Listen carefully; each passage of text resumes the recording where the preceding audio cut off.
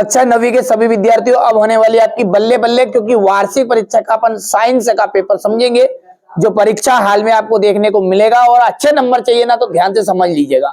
दाब बढ़ाने पर निम्न में से किसके आयतन में कमी होती है? तीनों में होगी, सब में ही होती है। दो या दो से अधिक परमाणुओं का समूह कहलाता है अणु। एक तत्व की परमाणु संख्या केंद्रक में स्थित किसकी संख्या के बराबर होती है? प्रोटॉन की। बांध के जल में स्थितिज ऊर्जा होती है। किसी वस्तु की कार्य करने की जो दर होती है वो शक्ति कहलाती है। ऊर्जा का एसआई मात्रक जूल है। यहाँ पर आप देख सकते हैं समस्थानिक एक ही तत्व के परमाणु होते हैं जिनकी परमाणु संख्या भिन्न भिन्न होती है। कोशिका जीवों की मूलभूत इकाई है। और यहाँ से आपका बर्फ का जो गलनांक है वो 273 केल्विन आ जाएगा। और अंतिम देख लीजिएगा यहाँ से ये, ठीक है, पदार्थों में संपीड़ितता का जो गुण है वो गैसीय अवस्था में अधिक होता है। ऐच्छिक पेशियां क्या कहते हैं? ऐच्छिक पेशी। और कार्य करने की जो इकाई होती है उसे कहते हैं अपन जूल। ठीक है, तो ये दोनों ऑप्शन आपको क्या है इधर मिलेंगे, यहां से देख सकते हैं आप। ये आपकी ऐच्छिक पेशी होगी शुरुआत की, और दूसरे का हो गया आपका जूल। वेग में जो परिवर्तन की दर है उन्हें हम क्या कहते हैं? त्वरण कहते हैं। ठीक है, और 20 हर्ट्ज से कम आवृत्ति, इसको थोड़ी देर से देखते हैं। उर्वरक नाइट्रोजन, फास्फोरस और पोटास। ठीक है, ये आपका हो जाएगा पांचवा। और तंत्रिका ऊतक, तंत्रिका ऊतक आया न्यूरॉन। और 20 हर्ट्ज क्या है से कम आवृत्ति आपकी आश्रव्य तरंगे कहलाती है। तो ये आश्रव्य तरंग हो गई आपकी। ठीक है भैया, ये चौथा हो गया और अंतिम ये छठा हो गया। हो गया है।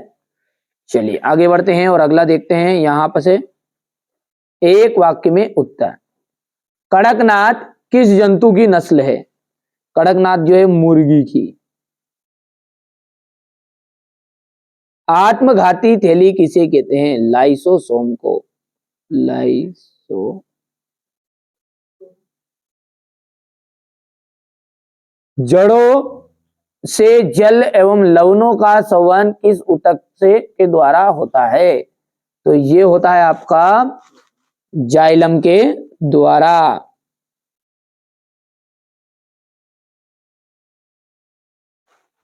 वेग में प्रति सेकंड होने वाली कमी को हम कहते हैं मंदन। सरल आवर्त की गति का एक उदाहरण बताना है, घड़ी की पेंडुलम।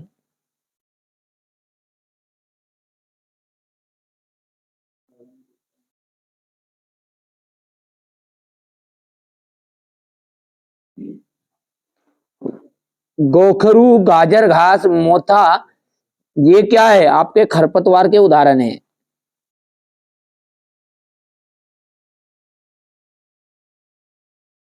अब देखिए यहां पर है रिक्त स्थान। अणुओं के बीच स्थान ठोसों में अधिकतम होता है। यह आपकी गलत बात है। निलंबन के कण फिल्टर पेपर से नहीं निकलते, यह बिल्कुल सत्य बात है। संयोजकता परमाणु की संयोजन शक्ति है, सत्य है। चौथा जो है रक्त एवं प्लाज्मा संवहनी संयोजी ऊतक है, ये बिल्कुल आपके सत्य है। बल एक अदिश राशि नहीं, बल क्या है? सदिश राशि है, तो ये आपका असत्य है। गेहूं, चना, मटर, सरसों, अलसी खरीफ की फसल है, ये आपका असत्य है। ठीक हो गया। अब यहां से देखिए क्वेश्चन नंबर 6 की बात करें अपन, तो गर्म शुष्क दिन में रेगिस्तानी कूलर अधिक ठंडा क्यों करता है? वाष्पीकरण की गुप्त उष्मा से आप क्या समझते हैं? यही से आप ध्यान से देखिएगा। ठीक है, अच्छा जो चीजें मैं बता रहा हूं उनको आप अच्छे से कंप्लीट करो, बाकी सब मेरी जवाबदारी है। ठीक है, आपको अच्छे अंक दिलाने की। यहां से आप देख सकते हैं इससे पहले वाले वीडियो में हमने क्या करा था? सेट सी को अच्छे समझा था, ये रहा आपके सामने। ये इससे पहले वाले वीडियो में अपन ने फिर सेट बी समझ लिया था और सेट ए भी समझा था। ये जो 4 पेपर हैं, इन चारों पेपर को आप ध्यान से समझोगे और अच्छे से कंप्लीट करोगे, मेरी जवाबदारी है। यदि फिर आपका एक नंबर का भी ठीक है गलत हो जाए तो है ना, आपको पूरे के पूरे नंबर मिलने वाले हैं, चाहे आप कोई से बोर्ड से हो, एमपी बोर्ड से हो, चाहे राजस्थान से, चाहे बिहार, चाहे कलकत्ता बोर्ड से हो, कोई से बोर्ड से हो। ठीक है, तो घबराना नहीं है बिल्कुल आपको। यहां से देखिए कोलाइड के कोई 2 गुणधर्म लिखने, कोलाइड को की उदाहरण सहित व्याख्या कर रही है। केडाल किर्डे क्या है? थॉमसन का परमाणु का रदरफोर्ड परमाणु मॉडल लिखना है। रदरफोर्ड का परमाणु मॉडल को चित्र सहित व्याख्या कीजिए। बोर के परमाणु मॉडल की व्याख्या करना है।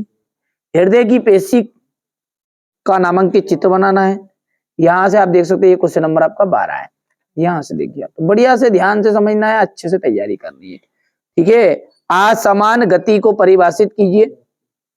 एक समान गति से आप क्या समझते हैं, उदाहरण दीजिए।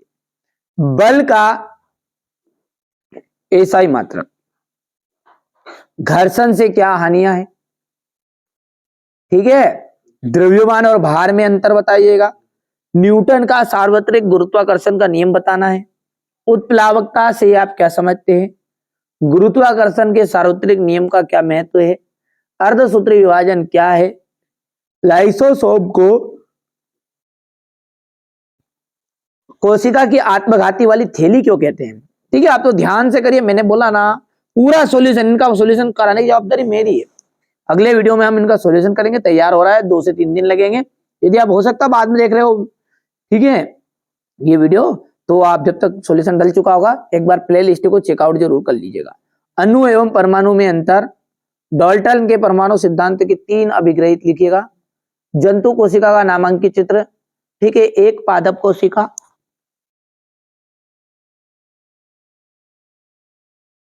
और ये अंत में आपका क्वेश्चन नंबर 23 है, ठीक है। टोटल 23 प्रश्न है और 23 ही प्रश्न मैंने आपको यहाँ पर बताया।